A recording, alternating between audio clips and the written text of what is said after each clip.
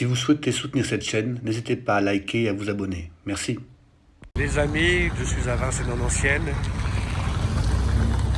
et j'attaque direct par une petite Opel. Regardez-moi cette petite pépite, Kimi Come2 Opel GT. Sans transition, sans présentation, bon voilà, le château de Vincennes. Donc je viens juste d'arriver. Ah, voilà mon ami Jean-Jacques qui arrive avec sa Jaguar MK2. Bon, il commence un petit peu à goûter là. Hein. T'as pris une capuche, j'espère? Ouais, tu es garé où là? Je suis juste garé là, à côté de la Super 5 là. Voilà, Jean-Jacques que vous connaissez, avec une très jolie MK2. Donc il y a de la Triumph, un modèle que je connais pas, Triumph 2000. Alors là, je m'aventurerais bien sur une TR5 ou TR6, mais bon, on va dire trop de bêtises, donc je vais quand même aller voir ce qu'il y a marqué derrière parce que c'est toujours un petit doute. Et ben c'est perdu, c'est TR4. Il va falloir que je révise. Hein. Très joli TR4. Alors bah bien sûr, Triumph GT6, bah, la base de ma Moss Monaco. Un petit fastback très très mignon, comme vous pouvez le voir. Avec un intérieur assez rock'n'roll, ouais, c'est très sympa. Bah, c'est le même volant, bah écoutez, c'est simple, hein, c'est le même volant sur la Moss Monaco. Mais c'est sûr que ce n'est plus la même configuration du tout. Donc voilà, il est 10 h. Le ciel est un peu menaçant, mais on est venu. Il n'y a que les vaillants aujourd'hui.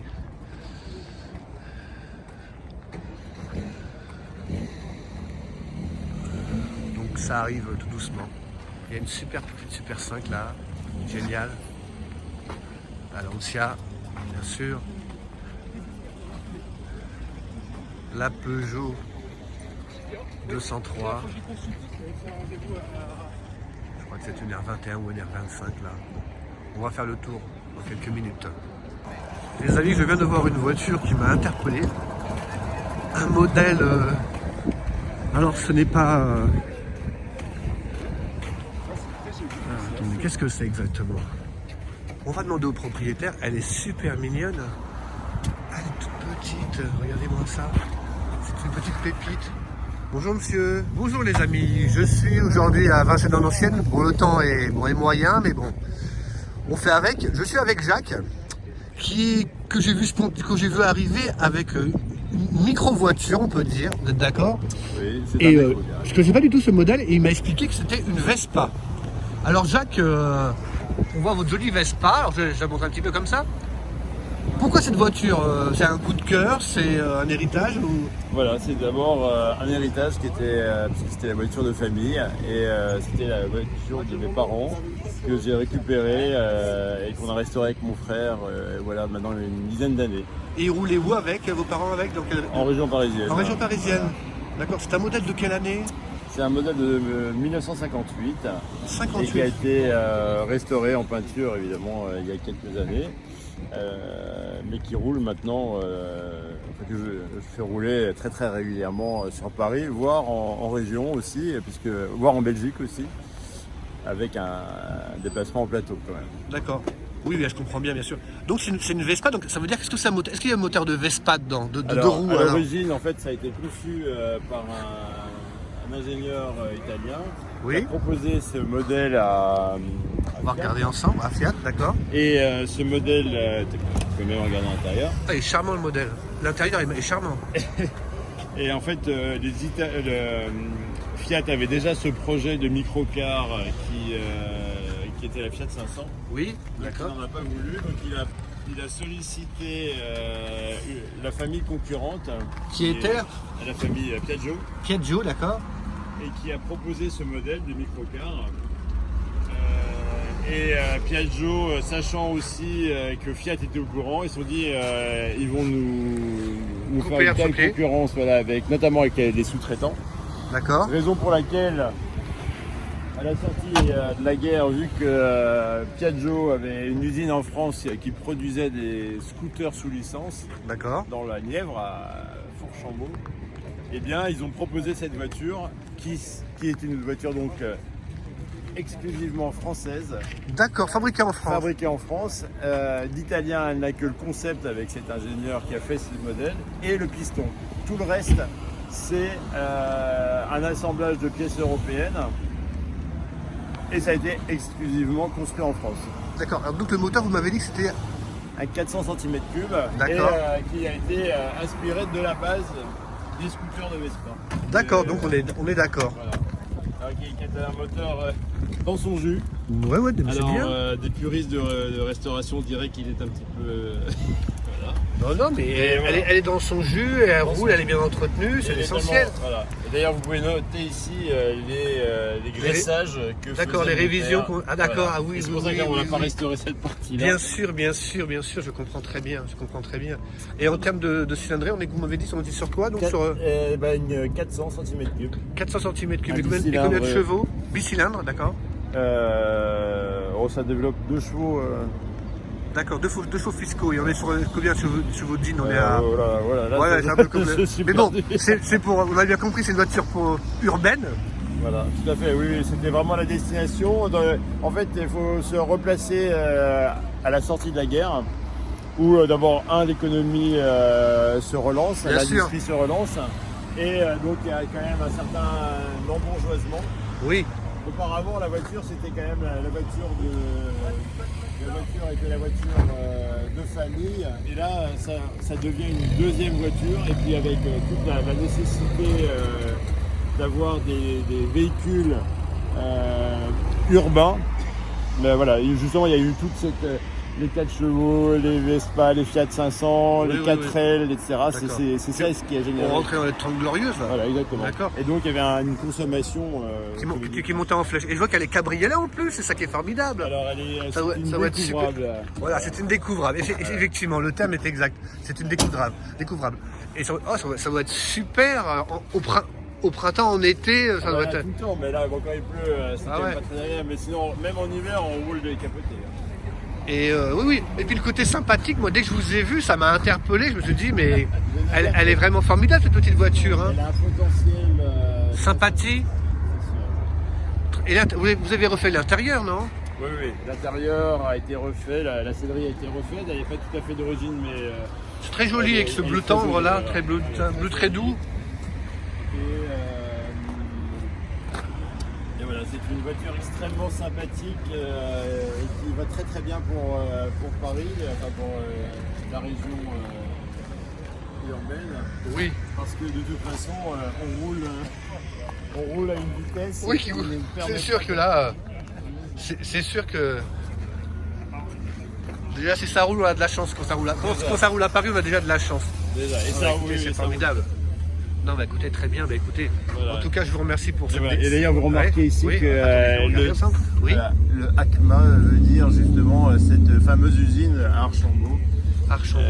Qui était... Qui faisait la fabrication, qui faisait le montage. Fourchambault.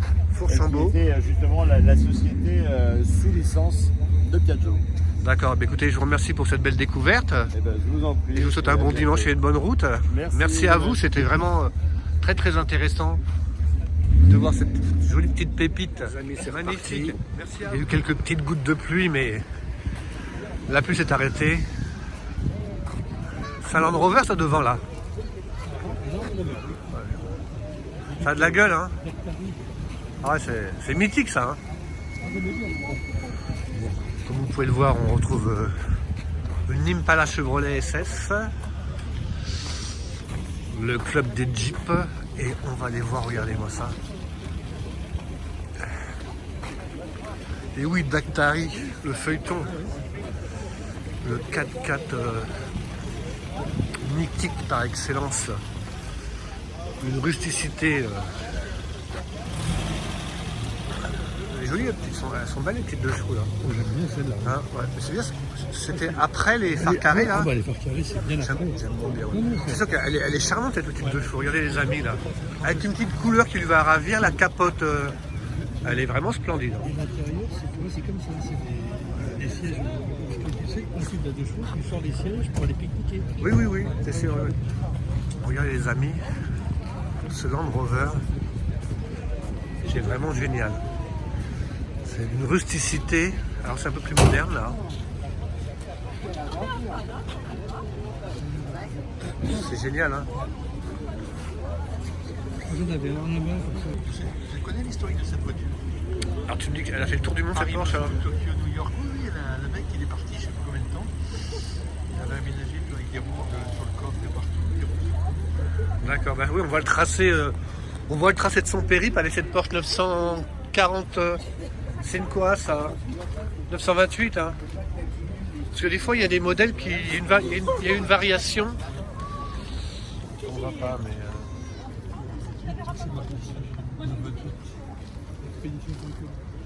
928, oui, effectivement. Donc comme vous pouvez voir, la personne a fait le tour du monde avec cette Porsche. Paris, Moscou, Tokyo, New York. J'avais déjà filmé, mais après c'est vrai que je n'ai pas trop fait le point sur son périple. Mais elle a un sacré look, hein, les amis. On continue avec de la jolie Porsche.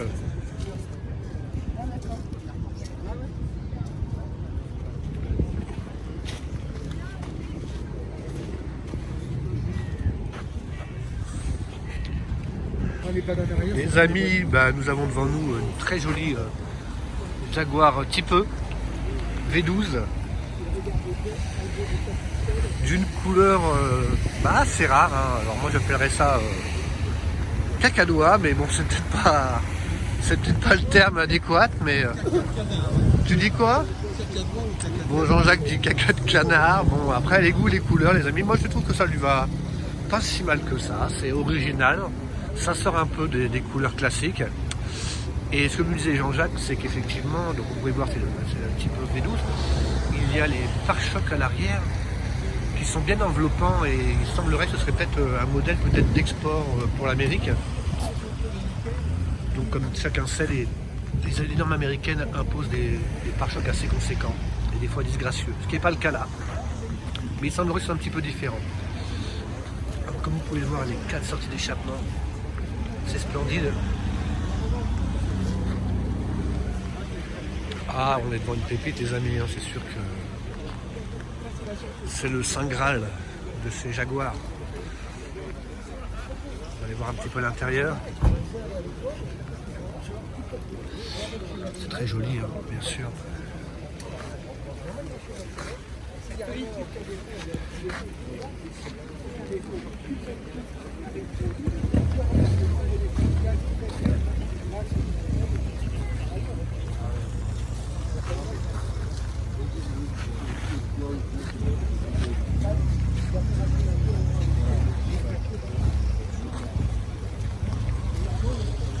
Donc Jean-Jacques nous faisait part que le fait qu'il n'y ait pas de bulle sur les feux à cet emplacement, il se pourrait que ce soit donc un modèle d'exportation pour les États-Unis.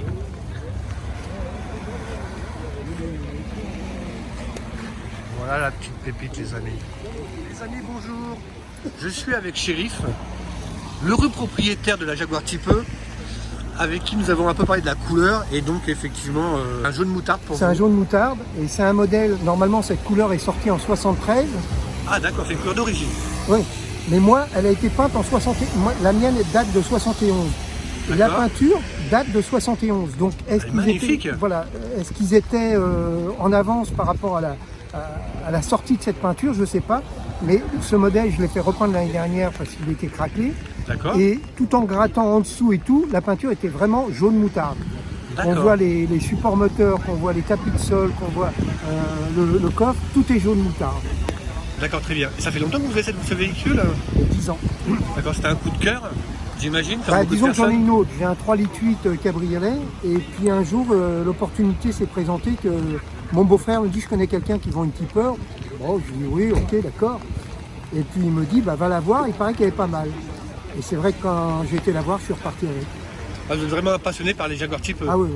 À conduire, vous pouvez nous expliquer? C'est compliqué, il faut être pilote, c'est piégeant, il y a des choses à...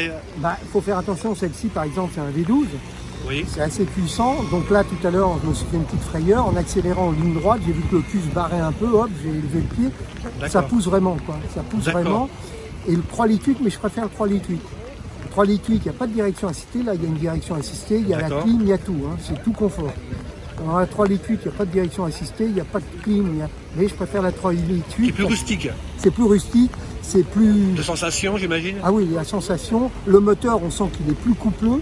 D'accord. Même si celui-ci il fait 7 chevaux de plus que le 3 litres 8, je préfère quand même la 3 litres 8. D'accord. Vous faites des grandes distances avec? Vous êtes capable de... Ah oui, oui, ça, avec ça, oui. Sans problème. Avec le V12, oui.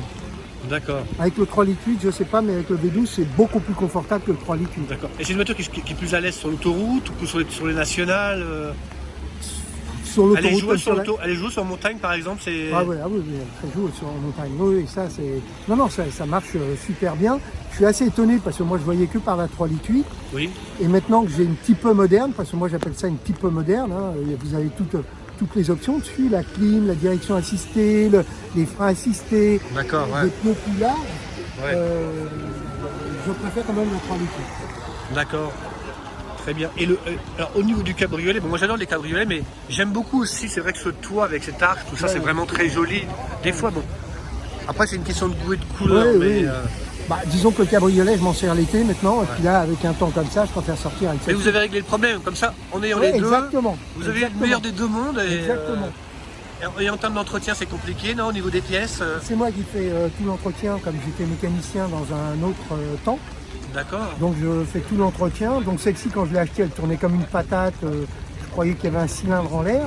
Et en fin Oui. de compte, non, il suffisait d'un bon réglage. Et puis voilà. D'accord. On m'expliquait que les phases 1, elles avaient le tableau de bord en aluminium, c'est bien Ouais, ça? oui, exactement. D'accord. Donc là, Tableau on est... de bord, et vous aviez des déquets aussi sur la phase 1, c'est-à-dire des sièges pas très confortables par rapport à ceux-là. Et les planchers plats aussi.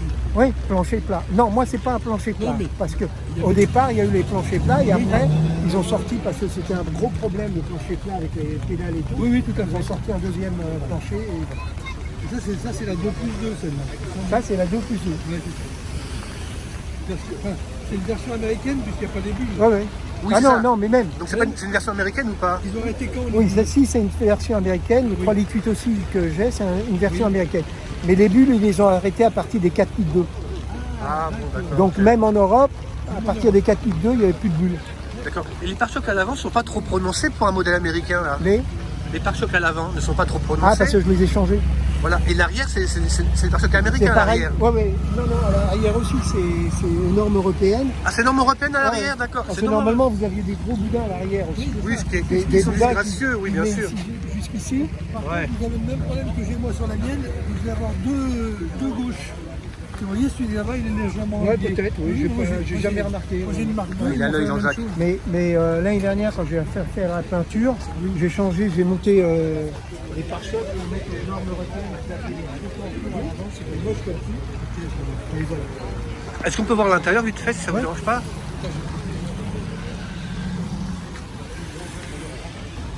Et donc cet été, on risque de vous recroiser dans le cabriolet alors? Oui, l'été, oui, bah, j'ai fait la traversée de Paris en cabriolet cet été. Ah bah j'ai dû vous voir alors, je vais Oui, vous croiser. on était aussi là, mais bon, Splendide. Ah oui, là, vraiment, on est vraiment sur le... On voit les contreportes, c'est magnifique. Ah merci. Ah c'est boîte automatique, c'est ça? Boîte auto. Ah ouais. Donc elle est très très moderne, quand vous disiez, elle est très très moderne, elle a tout. Elle a tout d'une grande, comme on dit. Celui qui veut, moi je connais quelqu'un qui a un petit peu 3 litres 8, cabriolet, qui a commencé avec une direction assistée, qui a changé la dimension des deux, qui a mis plus large. Il dit non, achète-toi un V12. Sur le V12, ça tout. C'est d'origine. C'est pas. Bien sûr, bien sûr. Voilà, donc c'est un peu idiot de moderniser un petit peu, il faut la laisser dans son jus. Exactement, vous avez tout à fait raison. Donc voilà, je sais pas où il en est, je le vois plus depuis, mais on est d'accord. Si vous voulez un petit peu moderne, vous prenez ça. Si vous voulez un petit peu ancienne, vous prenez vraiment la série de 3 litres 8 et puis voilà. Vous m'avez dit quelle année celle-ci? Celle-ci elle est de 71. D'accord, très bien, merci beaucoup. De rien. C'était sur les 3 litres 8 et les débuts de 4 litres 2. Et après ils les ont passés en 2 litres. C'est très british comme temps. Ouais, voilà, exactement.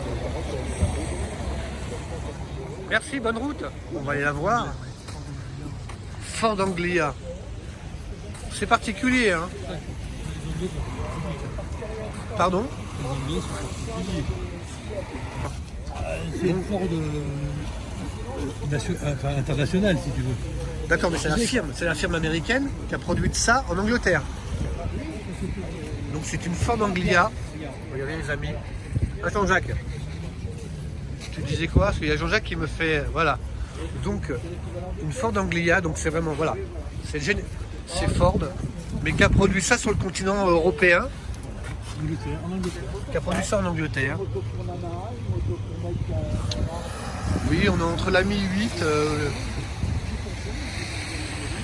Anglia de luxe, les amis. Bah écoutez, c'est pas un véhicule que vous verrez tous les jours. C'est assez particulier. Moi, j'en reviens pas. Austin Inlet 3000, bien sûr. Bon, comme vous le voyez, là, la météo n'est pas de la partie. On va pas tarder à rentrer parce que ça commence un petit peu à pleuvoir. Sérieusement. Mais il y a quand même du monde, hein. On n'est pas en sucre.